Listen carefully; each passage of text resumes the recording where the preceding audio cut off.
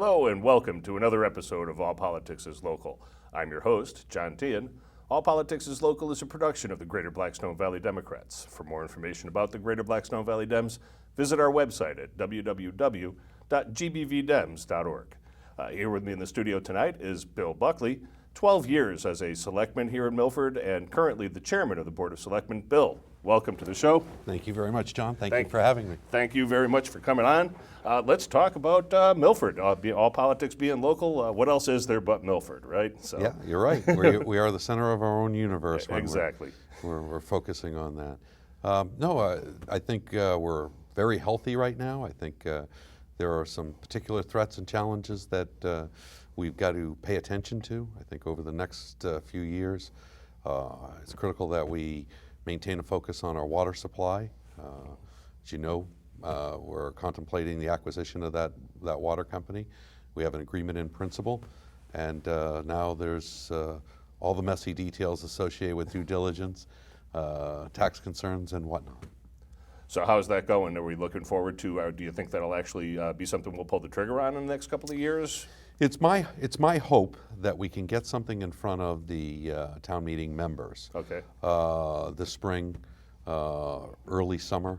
I think that we may be able to accomplish that. I think we have the right team of folks looking at the right set of parameters. Right. As you know, the original charter in the early 1900s allowed for the municipality to acquire a water company, first right of refusal, if you will.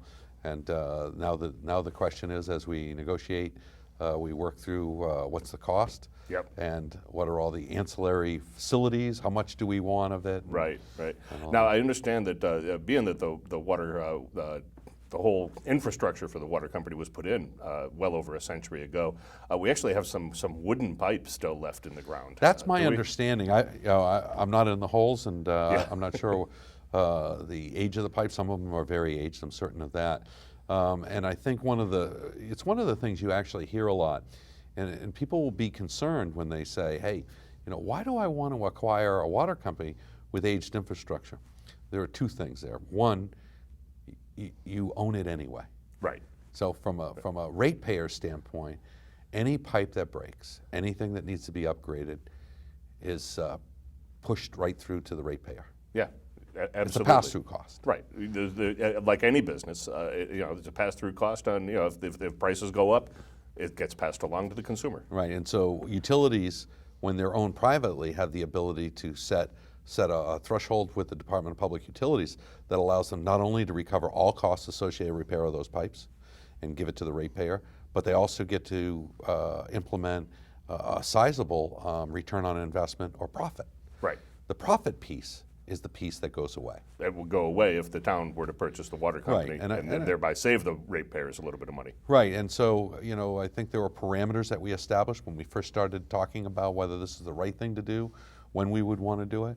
I think the parameters that we established is to make sure it was rate neutral in the sense that, if the rate structure that exists today can't handle the borrowing associated with going out and acquiring it, we didn't want to do it. For the most part, that was a parameter that wasn't going to budge. If we suddenly had to double the rates in order to acquire it, well, that didn't make a lot of sense. Right. So that was certainly a parameter that the Board of Selectmen were mindful of when we started our negotiation process.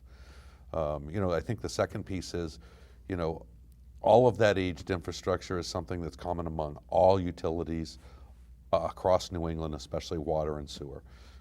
If they've been in the ground 100 years, it's a good bet they're reaching the end of their useful life in some cases. Right. I remember last summer right over here up the street, was it on Purchase Street? There was a water main break, and it flooded the whole area, and that drained the tank, as a matter of fact. Yeah, and that was down for quite a while. They had quite a bit of work to do to repair that. Yeah. So I think the primary reason that the Board of Selectmen have looked at whether acquisition is the right thing and whether we need to take this to town meeting, because we obviously do, but is now the time. And I think a lot of it has to do with just pure accountability. Although the Milford Water Company is a small utility, it sometimes acts and behaves like a utility. And not the water company exclusively, whether you're dealing with power companies or whether you're dealing with gas companies, whomever, sometimes they're less focused on the customer service piece of it than I think a municipality can be. And I think also the ability to appoint or unappoint through the voting process, through the voting booth. Yep. When we look at the way, the model I use is the sewer enterprise fund. Yeah. Well run, well organized, hasn't raised the rates in 9 years, and provides a great service to the community for a good value. Yeah. So I can envision a system like that if we go forward. Good, good. I'm glad that that's moving forward. One of the other issues that's still hanging over our heads, it's been hanging over our heads for quite a while, is the EPA and the head of the Charles aspect, where we want to try and reduce phosphate introduction into the Charles River. How is that looking? What kind of challenges are we facing there? Well, it's a challenge. It's a challenge to certainly small businesses. It would potentially just devastate our small businesses. And the reason why I say that is basically what we're talking about is it's an additional burden for all the rainwater that falls on their roof and on the parking lot. So if you have 1.5 acres, 2 acres of roof and parking lot combined, total impervious surface, then impervious surface, I'm sorry, then what it would mean is there's an extra burden. And the way these businesses and the way the parking lots get the phosphorus is really from the air. We're talking about, fossil fuel vehicles, your everyday cars, and we're talking about the exhaust from that going up into the atmosphere and coming down in the form of rain is, Right. Part of that. And so, in essence, it becomes a rain tax, and we just have to be careful, especially communities like Milford, who have a dual tax rate. Right. That we don't land too hard on our businesses. Right, because they're the ones with the acre and a half. Yeah. So that's the challenge. It's estimated that the impact of Milford could be, it was actually borne out in a study. It was first estimated to be $100 million by our former town engineer, Mike Santora, and since qualified by experts that that's a good number. That's a good number. So we're thinking that that's where it's going to fall, somewhere around $100 million. The impact to the community could be $100 million. Yeah, and that really does kind of act as an unfair break on economic development here in Milford, because another town that doesn't have the Charles River, right, it doesn't have that burden. We've raised that issue with the EPA. We've raised a lot of issues with the EPA. I would hope that we're all environmentalists to a large degree, and so I think what we have to do. And the challenge for communities, the challenge for the EPA, the challenge for state agencies is to put in regulations that the towns can adapt to, enforce over time, and work to help our environment, but do things that make sense and also take advantage of some of the technologies. Right. Because the important thing to remember as it relates to the Charles River, which is a stressed river basin, is that we're meeting all of the requirements today that are very stringent. And they involve a lot of things. We talked before the show about our cleanup of the Milford Pond. The Milford Pond cleanup did a lot to make that waterway more healthy, taking out that vegetation, that peat, removing the phosphorus that breaks down as a natural occurring event. We clean our storm basins. Pulling out that sand and gravel and the types of things that might accumulate that phosphorus. We do a host of things throughout the community. We look for illegal and illicit discharges. Right. We look for inflow on crack pipes so that we make sure we mitigate those things. So we're doing all of the things that make sense. For the pure environmentalist, and I consider myself one. We've talked about solar as an example, but for the pure environmentalists, we're trying. We're trying very hard. We're trying to work with our businesses. Yeah. I like to consider myself an environmentalist as well. My dad, when I was a young man, instilled in me the need for proper maintenance and care for the earth. He looked at things. I mean, I'm talking back in the '60s before the EPA, with pollution was rampant. Crazy. Remember the pull tabs from the soda cans? I do. They were everywhere. Everywhere. If we hadn't have stopped using those, we'd be right. knee deep in them by now. They were everywhere. And he would say things to me like, John, we mined the ore out of mountains, and then we put it in trucks, and we trucked it to factories where we dumped it into these giant smelting machines and created that metal so that we could stamp it out and throw it in the gutter. Right. What are we doing? Yeah. You know, That's a great point. Yeah, it's ludicrous what we were doing in those days, and we have come a long way. And I think your generation is my generation. I think that, I think we were taught differently than in generation previous to us Right. about waste and the importance of not throwing something out of a window. Or, Right. Right. It was our generation was telling our parents, "Don't throw that out the window." Right. Exactly. We learn, we adapt, and I think generations after us are getting progressively better. Still a lot of work to do. A lot of work to do. If I had my way, we'd all have covered containers on our recycle bins because it just frustrates me to no end to see these things blowing around all town. the neighborhood. Yep. Across all the neighborhoods. I think it might be the number one source of, if you think about this, one of the largest sources of trash, in my opinion. This isn't borne out in data, but is the open-topped recycle bins. Because they can blow out, and the winds The can wind be just take it. the wind can pick everything up. It's plastic. It's light. Very light, Yeah. styrofoams, plastics. Yep. Pick plastic it right bags. up and blow it around town. And I see it, frankly, I see it every recycle day in my neighborhood, in my yard. So, Yeah. and I see it in other yards. Well, we touched on solar there for a little bit. Let's talk a little bit about solar. Sure. I know that with the Renewable Energy Committee, we got the town going on a solar farm down in Northbridge a couple of years ago. How are we doing with that? Are we still saving money? Yeah, What's we're it looking saving like? money year after year. That was an annuity that paid off in large part because of the committee that you were involved in introducing that to the board. We looked at the tax credits and the ability to generate or to take that solar, reduce the costs net in the metered municipality. credits. Yeah, the net metering credits for those Yep. people that are up on the On the lingo, jargon. Yeah. So it's cost avoidance. Yeah. Otherwise, we're just going to keep coming back to the taxpayers if we don't think about new and creative ways. The other thing, and we talked about it when you were presenting to the board, is that, I think this board is pretty synced and aligned on trying to reduce our footprint, trying to work ourselves through reduction of fossil fuels, which I think every board, every committee, every city council, every mayor should be interested in. I know that just recently, Countryside, which was it was the old geriatric authority. Yep. Recently went to solar on their roofs. They were the first quasi-municipal building to get and adapt to solar.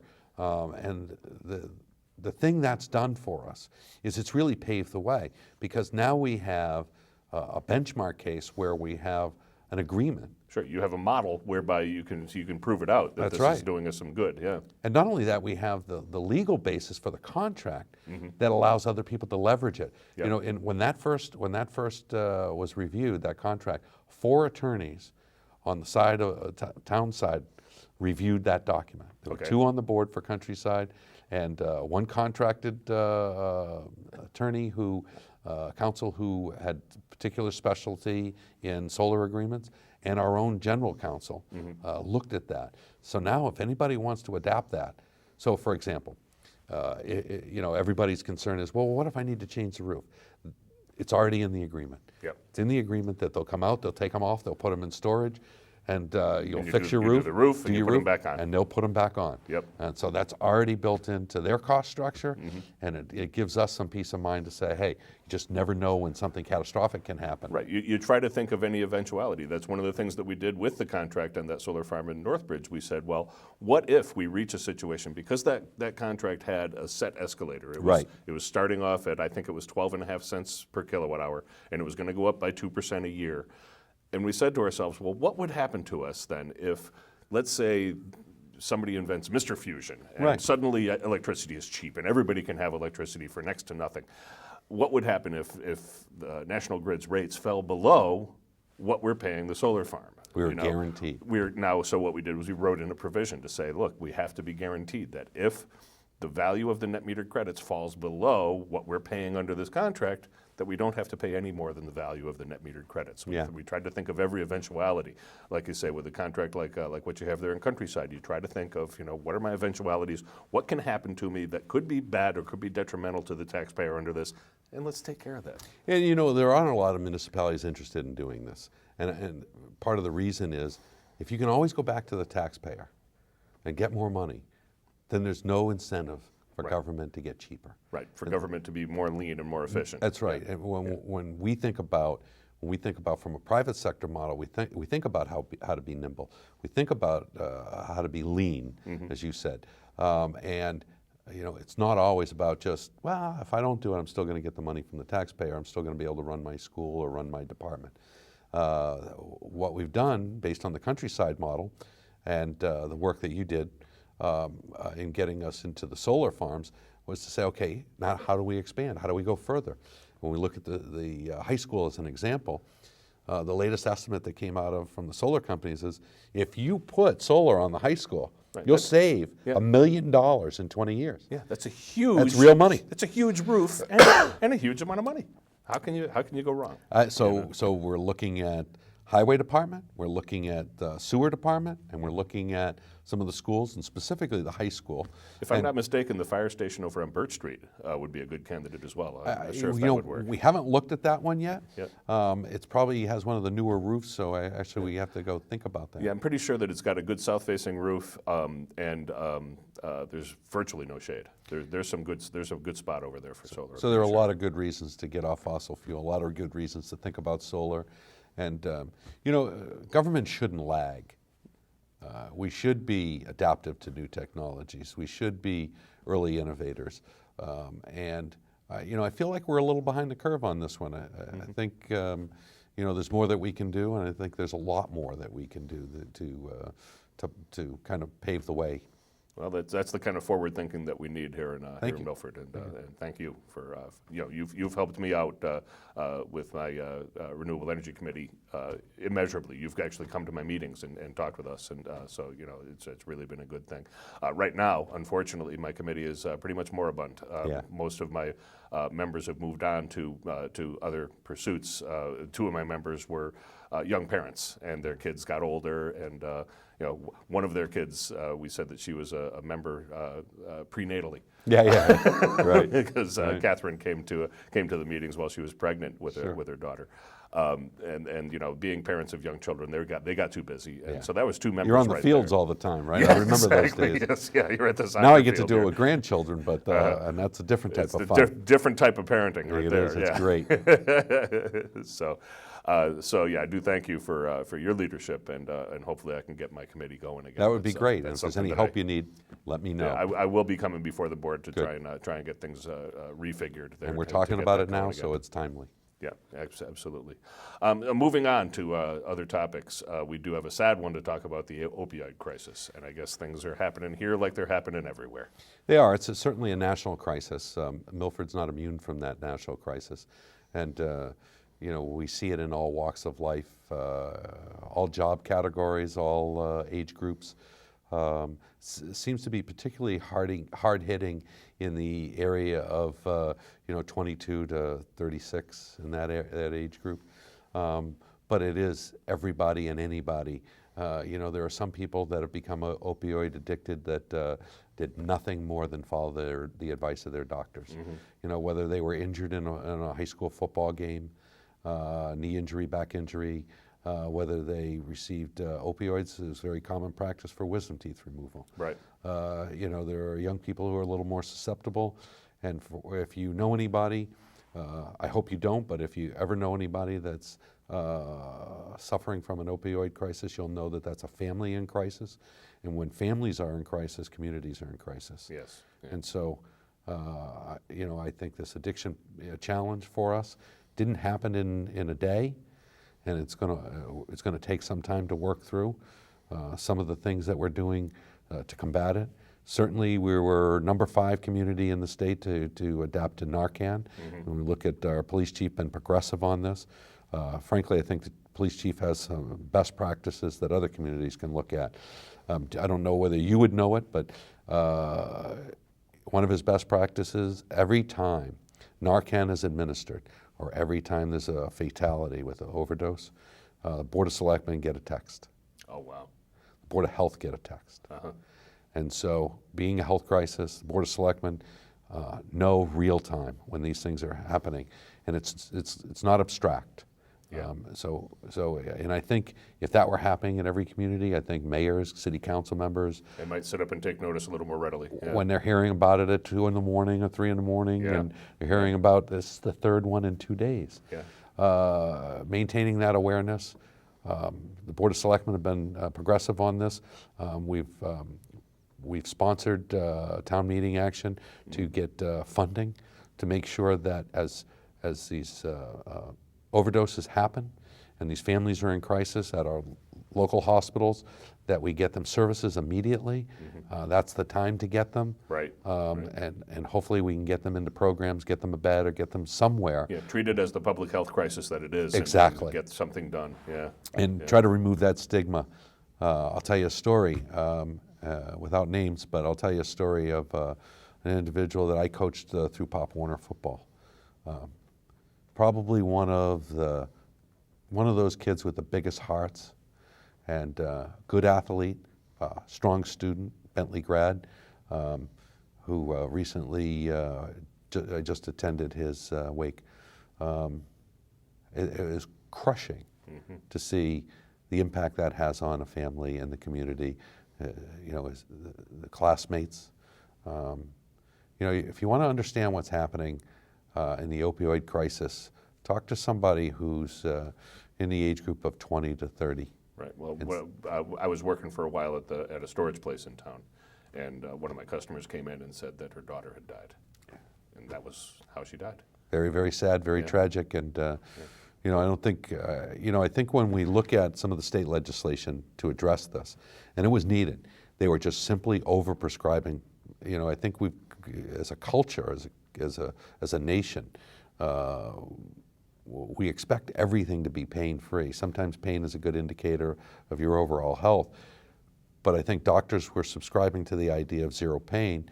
And when you do zero pain and you start administering 30 days worth of Percocets for wisdom teeth removal, right, it's crazy. Right. You need a couple of days and you should just be done with them. Yeah. And I'm talking with people in the field, and they were talking about those types of prescriptions being given out with no aftercare on how to get somebody off of them. So if somebody had a chronic knee or back injury, you think of OxyContin as a terrible maintenance drug. Right. But when you look at that, and the number of adults it was addicting simply because of a back injury, and no plans to, and no vehicle to get them off of it. Right.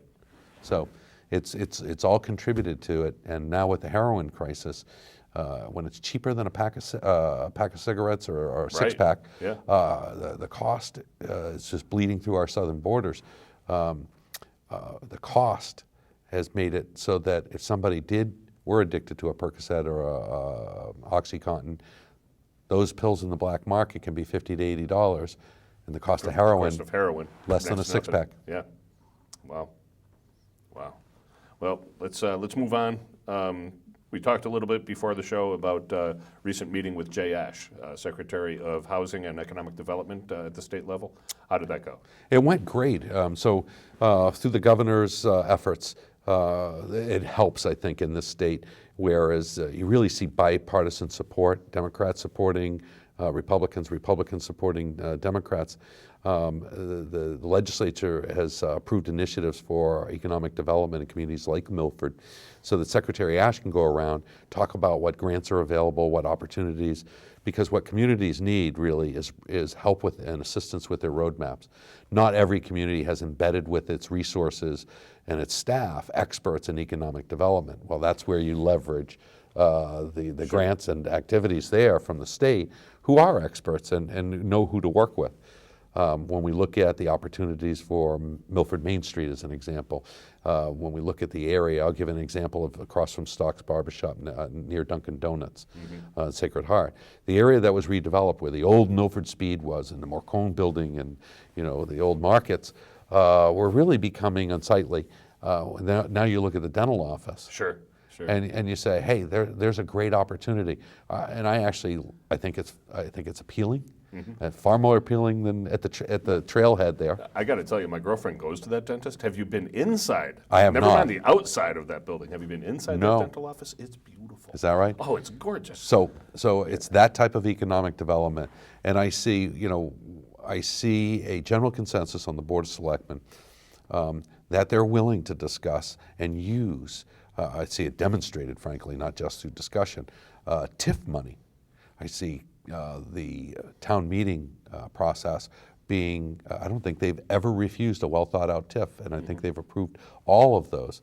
When you look at incentivizing, if you will, the businesses through 10-year tax breaks, what you find is those 10 years go by pretty fast. And once they're gone, that building and that business is paying full tax. And hopefully, not only is it paying full tax, but it's thriving. Right. It's thriving, it's employing people. Well, you've given it an opportunity to thrive with 10-year tax breaks. That's right. You start them off. Yeah. It's graduated. It's usually front-end loaded, where the largest tax breaks are on the first few years, Yep. and then gradually works itself down so that they can get the startup capital they need, work themselves through a process, and then eventually pay their taxes, and that tax break expires. Sure, and like you said, with the dual tax rate here in town, now we got a business paying full tax rate, and that, like you said, the 10 years flies by. It does. Yeah, my daughter's 25. All right, Okay, so- and I so remember you the day lived she it. was born. That's right. Like it was yesterday. So That's yeah, right. 10 years flies by in no time. So I think TIFs are a great idea.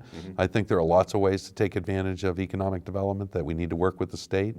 We'll be working with the planner. Some of the sites that we talked about today, Middle School East, Archer Rubber. Yeah, what's going on with Archer Rubber? How's that looking? Archer What Rubber's are the building plans is there? coming down as we speak, or maybe not this time of night, but It's getting out of there. it's getting demolished, and it's a 5-acre site that sits on the Charles River. It's a site that's important to the community because it sits at a crossroad that a lot of people get to see at the bottom of Central Street. Yep. We're starting to see businesses thrive in that area. It's also where some municipal buildings are when you look at the highway Yeah, the highway department. department's right there. Yeah. Recently, Secretary Ash happened to talk about a business right down the street when he got a chance to stop at Depot Tavern and raved about Okay. it.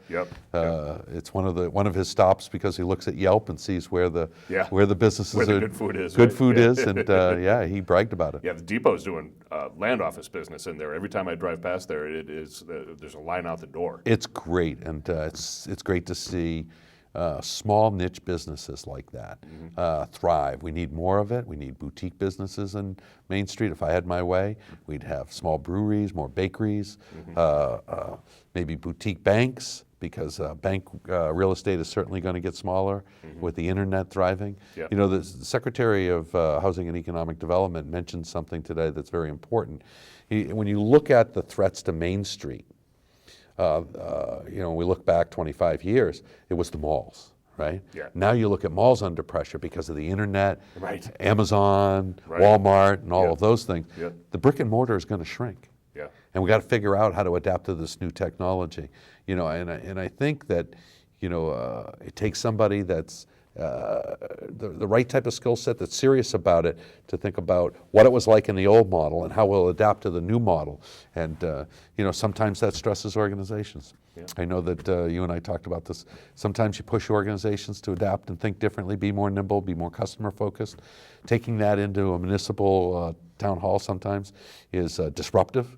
And, I get that, right? And sometimes, though, and I'll agree with a lot of people that talk about how to create innovation. Sometimes what you need to do is stress a business. Sometimes what you need to do is stress individuals in a way that's constructive so that they're out of their comfort zone just a little bit. They're out of their comfort zone enough that's where the magic happens. Right, that's where they start to think outside the box. What can I do differently to make this right for me? Got to Yeah. rethink this. Yep. Because otherwise, municipal government will always be doing what it always did. Right. And that's not real adaptive, and that's not using innovation and technology. Well, you get into that situation with people where it's like, oh, I don't know, that's the way we always did it.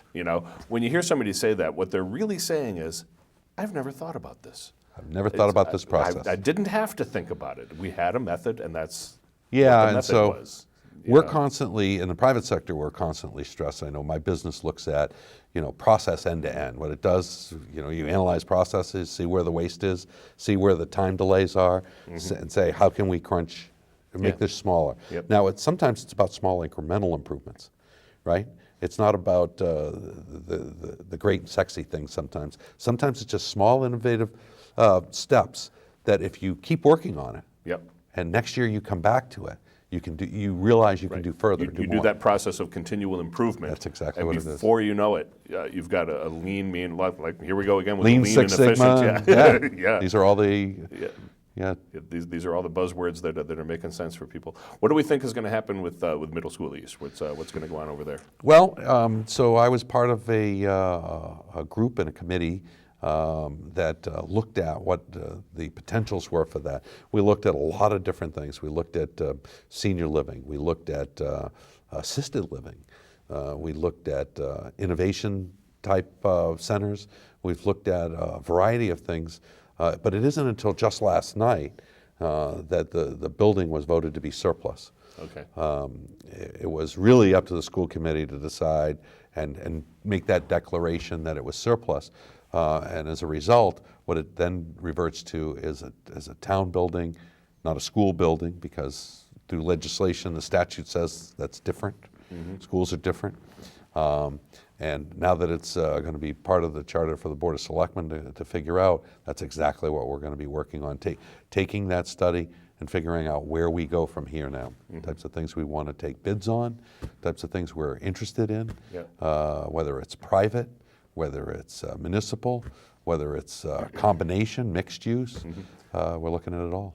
Now, I know my friend Steve Treadle was heavily involved in that committee, working on reuse of the Middle School East building. Their recommendations were like kind of an all of the above approach, or no, there were some things they ruled out. They ruled out right out of the gate, and the reason was, some of the commercial buildings are not going to readapt that, so we're not going to see office center there, traditional office center. And the reason for that is the cost to renovate that building, get it from its age and infrastructure set up for today's environment.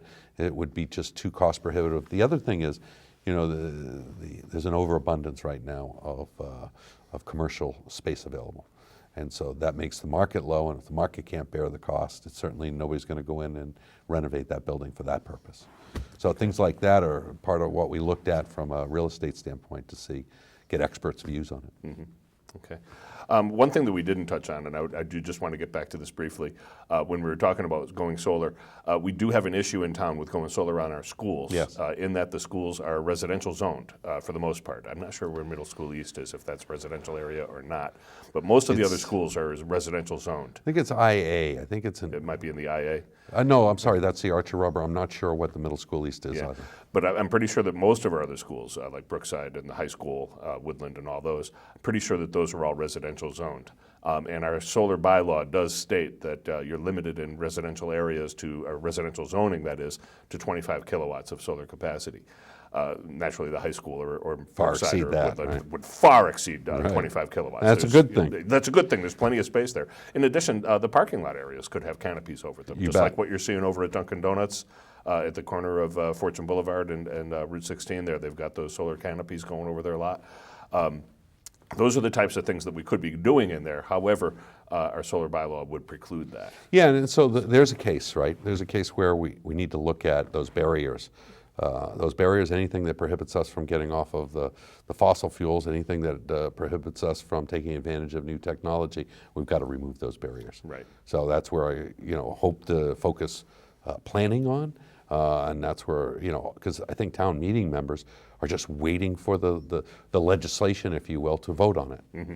I don't see them running from adaptive technologies like solar. Right, right. Well, the town meeting did approve that solar bylaw. I was in support of it at the time because I didn't realize that that's how it was written. Well, that's how we learn. That's exactly. It's how we learn. So hopefully we can get a change put through at one of our town meetings. It's our bylaw. We put it in place. Town meeting can. Town meeting is free to change it. That's so right. Let's make sure that we can get that done.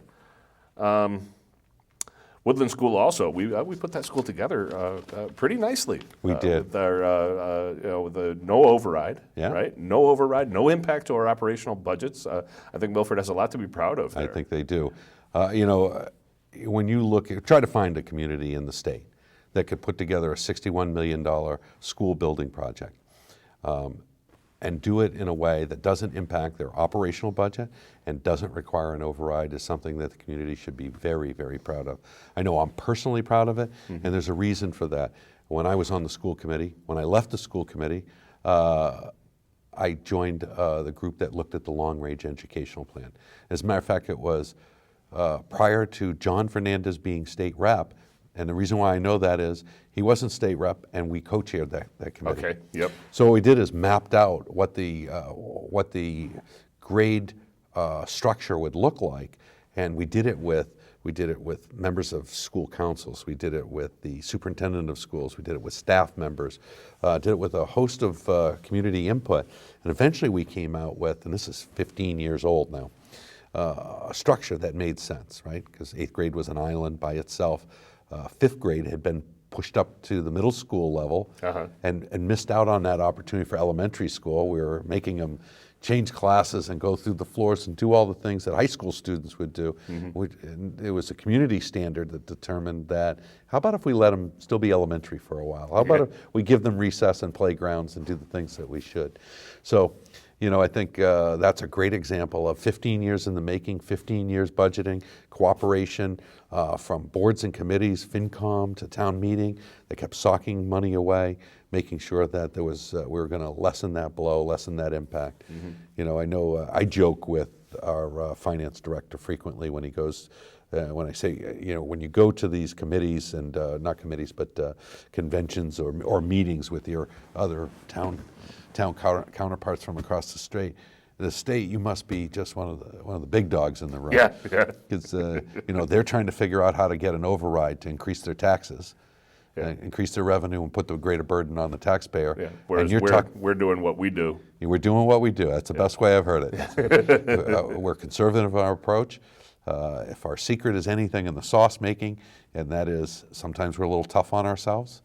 But it is that process that we go through to make sure that we're fiscally conservative, that makes sense. And when you look around us, you know, our stabilization fund is healthy. Our infrastructure is not neglected. When you look at our police buildings, our fire buildings, you look at police building that has latest state-of-the-art security for inmate, you know, protection. It has a rifle or gun range, so that our police officers can requalify with their weapons and stay practiced with that, which is a requirement by the state anyway. Regardless of the weather, you need to qualify and you need to practice. When you look at our fire department, the new fire station, senior center, youth center, our multiple athletic facilities, with the new school, the Woodland School, what's coming online is another turf field. Okay. Next door to that. So that was all part of that Part of the plan. Yeah. The police building, I got to tell my listeners, or my viewers, that is, you should go down there and ask for a tour. You can get a tour. The chief is okay with giving people a tour of that building. It's something else. I've actually had the privilege of doing a tour when I was working with the farmers market people. We went in and did a tour of the police building, and it's an eye opener. It really is. You know, and it's funny you mentioned that, and I would encourage residents to go down there and schedule, and because what they really ought to see is things like the dispatch center, and they ought to look at our dispatch professionals. If they can watch them work just a little bit, there's people that are very good in chaos. We recently had the opportunity. Cool under pressure, and you got to be, and they're special people. They really are. There are certain people born to be in certain positions. There are certain people, you know, that are great at trauma response and ER space, and there are certain people, the dispatchers. We just had the opportunity to recognize 2 dispatchers who clearly saved the life of an individual, a young girl, and if you ever listen to a 911 tape, you listen to something like that. We as parents or grandparents, we can think about what it would be like under that situation, and who you want on the other end of that call. Who you want walking you through it. Clearly, there was a 8-year-old girl who wasn't breathing, and those parents were able to stabilize that young girl until the first responders arrived, saving that life. And it was because of a lot of great training and a lot of caring by individuals that respond to those 911 calls. You know what? I'll give a shout out to the fire department in town as well. You bet. I actually live right across the street from the fire station on Main Street. it's amazing how often they are in and out of that building. They are in and out of there. I'm serious. It goes on night and day. I see them constantly. Hopefully people understand that, when we talk about taxes and we talk about quality of a community, one of the first things people talk about is public safety. Mm-hmm. They want to feel safe when they walk out of their door, and they want to know that somebody's coming if they have to dial 911, whether Right. it's a police emergency or a fire emergency. First responders are first responders, and personal story. My grandson, who's now 4, was born without an esophagus, and that required specialized treatment in NICU at UMass. And when he came home, we had an incident at 4 months. He finally was released from the hospital. And if not for those police and firemen, mm-hmm. That baby wasn't breathing.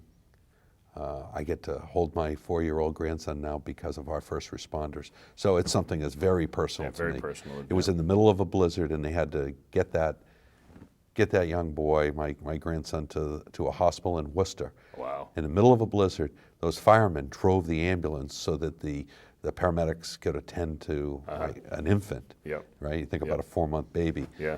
That needed 2 people. Yeah. It's scary for first responders when they're dealing with infants. They'll tell you it's something special, something very unique, and something very frightening and terrifying. Yeah, gut-wrenching. Yeah, Yeah. because they think of their own children. Wow. Wow, that's really something. So we should be proud of our first responders, both police and fire, and I'm glad you didn't miss the opportunity. Those guys, I'm telling you, they work night and day. They work constantly, and they're a great bunch of guys. I locked my keys in my truck one day, and they came over and helped me out. They used the rock.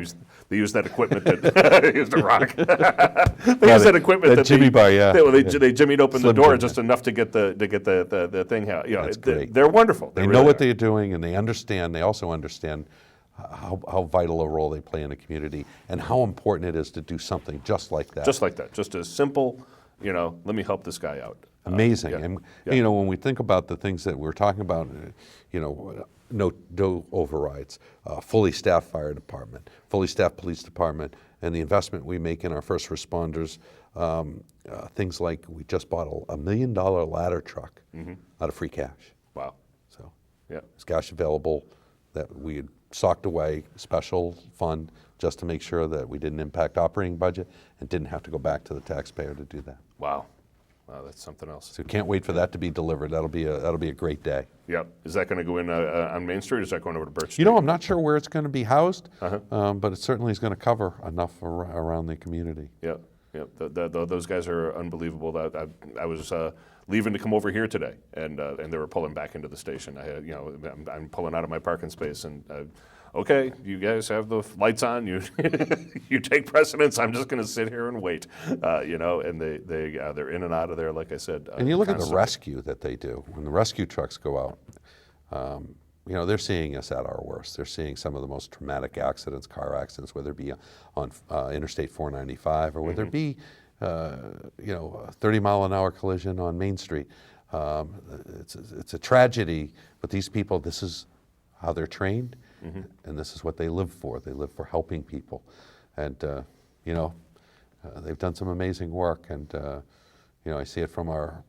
We just outfitted the police not too long ago, a few years ago, where we've got a police officer, Robbie Tassino, who is a paramedic.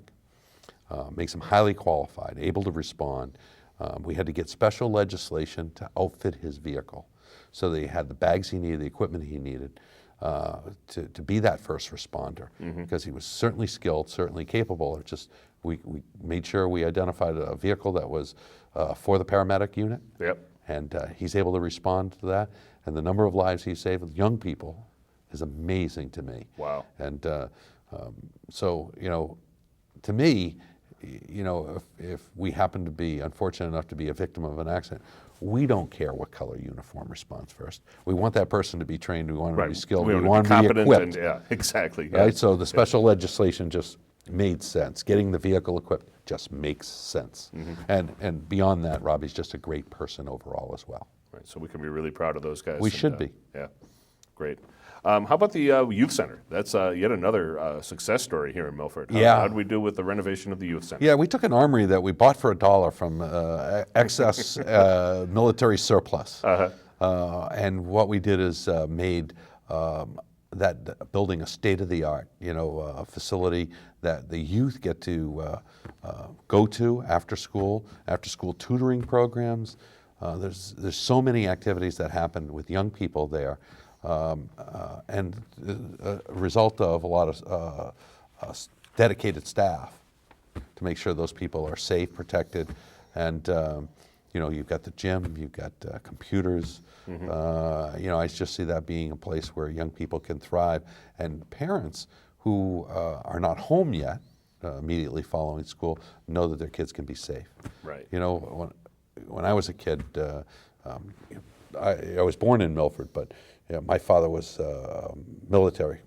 And so we moved around quite a bit before I graduated from Milford High, returned back and graduated from Milford High.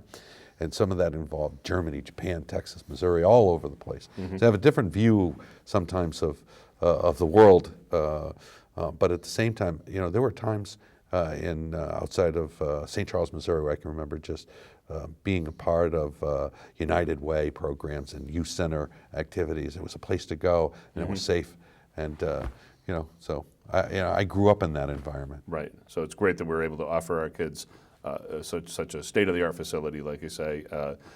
Yes, it ended up costing us some money after that $1 outlay. Yeah, it was a $5.5 million project. And, I'll give credit to Brian Murray and the committee that worked on that program, because they saw what it could be, didn't get detracted by detractors, folks that would want to steer you off course, kept their eye focused and delivered. Now we just need to wrap up that program. So there's a case of just, kind of like, when we think of our inventory of what makes Milford great, I put Reno Deluzio in the same category on the walking trails. We'd go rails to trails and take advantage of federal grants. Right, that are able to make that happen. A lot of money. Now you look at what those trails are like out in the woods on the outskirts of Louisa Lake. You'd think you were in New Hampshire, or up in the mountains or wherever. Well, I use the trail. I take my dog for a walk down the trail, down all the way down to right from here in downtown. I live in downtown, and I walk him out to not all the way to Holliston, but I walk him out to is it Louisa Lake over there? I walk him out to there. Great spot. He loves it. He thinks it's fantastic. You see lots of other people with their dogs. You see lots of other people exercising, riding their bikes. See families together. So that's what makes community special, I think, is when you can see, families, young people, all taking advantage of activities, a result of tax dollars. Because there are certain things that are never going to make sense. I've said this before, I'll say it again. There are certain things that are never going to make sense on a spreadsheet. Quality of life is one of those things you can't always measure. You can't quantify it. Yeah? Yeah.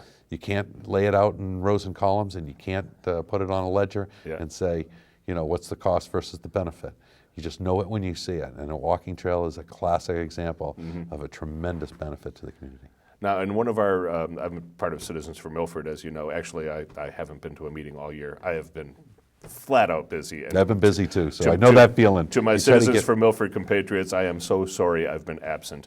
But we did a candidates forum last year around the time of the election, and one of the questions that I asked was, being part of a family with a four-legged member, is there any interest in getting a dog park together?